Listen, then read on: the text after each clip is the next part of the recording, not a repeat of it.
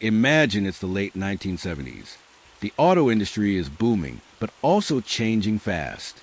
Muscle cars that once ruled the roads are fading. Small import from Japan are shaking up the U.S. market, and gas shortages are forcing Americans to rethink what they drive. Amid this turbulence, one man stands out, John DeLorean. He's not your typical auto executive.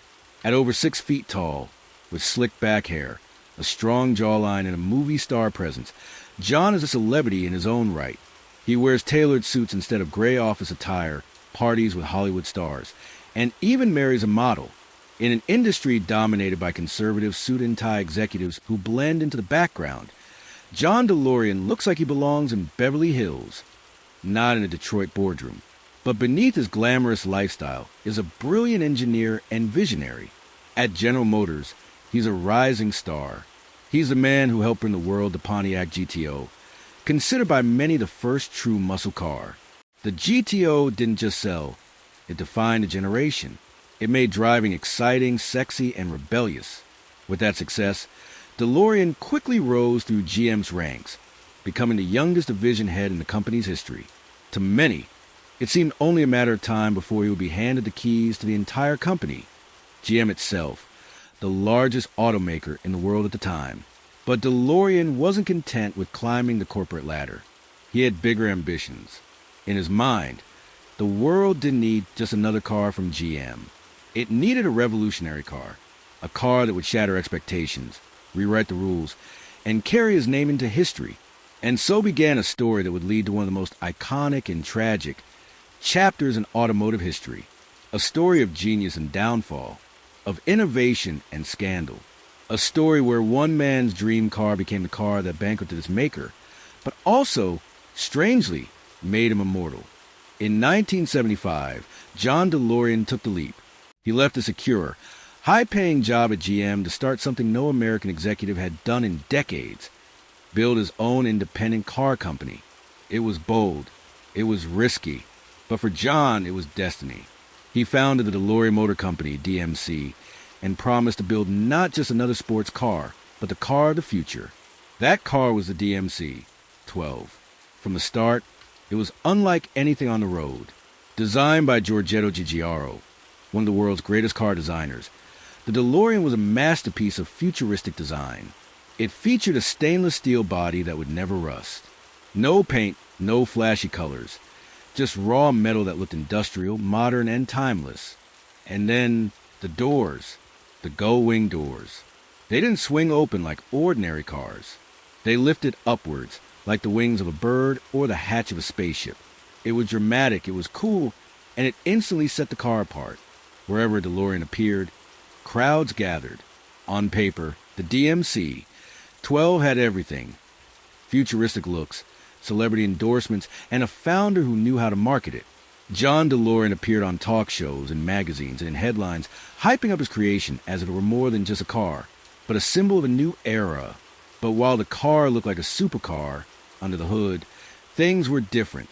The DMC-12 was powered by a V6 engine developed in partnership with Renault, Peugeot, and Volvo. It produced around 130 horsepower. For comparison, the Corvette of that era had nearly double that. Car enthusiasts noticed immediately. The DeLorean looked like it could race a Ferrari, but drove like an underpowered sedan. Reviews were harsh. Motor Trend and Car and Driver criticized its lack of speed and sloppy handling. For a car priced higher than a Corvette or Porsche, that was devastating. Still, the dream wasn't dead. John believed that image mattered more than specs. People didn't just buy cars to drive them. They bought them to make a statement. And with its space-age look, the DeLorean made the boldest statement of all. But dreams are expensive. Building a car company from scratch takes enormous resources. Factories, workers, supply chains, all of it costs millions. John DeLorean didn't have that kind of money. So he looked for investors. He found them in unusual places. Celebrities like Sammy Davis Jr. and Johnny Carson invested in the company. But the biggest source of funding came from the British government. At the time, Northern Ireland was struggling with the Troubles, a period of violent political conflict between Catholics and Protestants. Jobs were scarce. and the region was desperate for economic development. DeLorean promised to build a massive factory there, creating thousands of jobs. The British government agreed, pouring nearly $100 million into his company. It seemed like the perfect partnership. Jobs in Northern Ireland, funding for DeLorean. But reality soon hit. The workforce, though eager, had little experience building cars. Quality problems plagued the early DMC-12s. Doors didn't fit right. Electrical systems failed. Reviews complained about poor build quality. And then, the financial math didn't add up. Each car cost more to build than it sold for. Instead of making money, the company was losing millions with every unit produced. To make matters worse, the U.S. economy entered a recession in the early 1980s. Interest rates were high, consumers were cautious, and flashy sports cars were not a priority. Sales dropped. DeLorean Motor Company was running out of time and cash. John DeLorean, once celebrated as a visionary, was now desperate.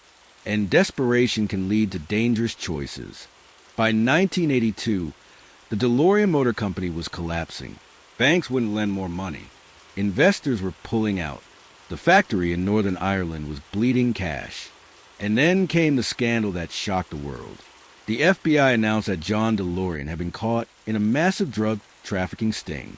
According to prosecutors, DeLorean had agreed to fund his failing company by smuggling millions of dollars worth of cocaine. They had video of him sitting in a hotel room, handling bags of the drug, and appearing to agree to the deal. The headlines were explosive.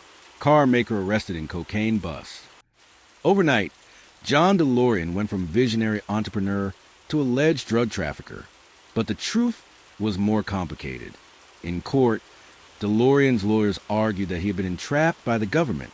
The FBI had approached him, not the other way around. They had dangled the promise of money, knowing he was desperate. And the tapes, when examined closely, suggested that DeLorean was hesitant, nervous, and possibly coerced. After a lengthy trial, the jury agreed. John DeLorean was acquitted of all charges.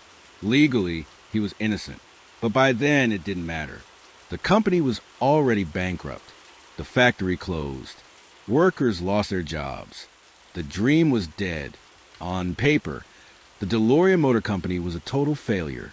It produced about 9,000 cars before shutting down. Investors lost their money. Governments were embarrassed.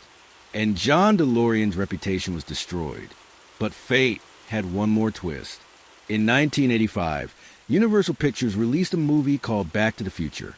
The filmmakers needed a car that looked futuristic, unusual, and instantly recognizable. Their choice? The DeLorean DMC-12. It was perfect, with its stainless steel body and gullwing doors. It looked like no other car on Earth. And once they added a flux capacitor and some glowing lights, it looked like the perfect time machine. The movie was a massive hit. The DeLorean became a star. Overnight, the car that had been mocked for being slow and impractical was reborn as an icon of pop culture. Kids dreamed of driving one. Collectors rushed to find them. The car that bankrupted its maker became immortal through Hollywood. Today, the DeLorean is one of the most recognizable cars in the world. Original models are collector's items, selling for far more than they ever did new. A company in Texas even bought the rights to the brand and has promised to build new electric versions of the DeLorean, keeping the dream alive. John DeLorean never got his redemption. Though acquitted in court, his reputation never fully recovered. He faced more lawsuits, financial troubles, and personal struggles. He lived the rest of his life in relative obscurity, a fallen star of the automotive world. He died in 2005 at the age of 80. But his car lived on, not because it was fast, not because it was successful, but because it was unforgettable. The DeLorean DMC-12 is proof that sometimes failure can outlive success, that even in defeat, a dream can echo through time, and that sometimes the legend matters more than reality. Now I'll ask you, what do you think about John DeLorean's story? Was he a visionary ahead of his time, or just a reckless dreamer who flew too close to the sun? Drop your thoughts in the comments below. I'd love to hear your take. If you enjoyed this story, make sure to like this video, subscribe to the channel, and hit the notification bell. So you don't miss our next deep dive into the wildest stories in automobile history. Because as you've just seen, cars aren't just machines, they're stories.